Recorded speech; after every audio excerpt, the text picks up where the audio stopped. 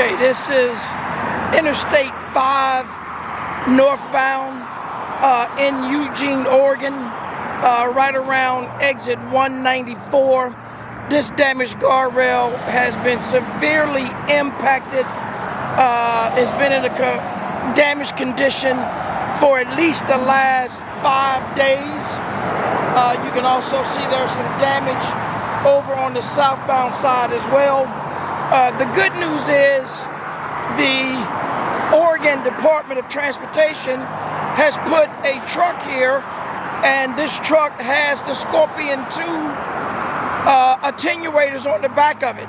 And so for the last 4 days that I've seen this crash, this truck has been parked here. You can also see there's orange cones. Whenever you see orange cones near a guardrail, that's a good indicator that that guardrail is already damaged. So kudos to the Oregon Department of Transportation for protecting this damaged guardrail and preventing other drivers from hitting it. Now we need them to get a more rapid repair. Again, all state departments of transportation should have excess inventory of guardrail repair and replacement parts to expedite repair times so that we don't have these types of damaged guardrails on the side of the road.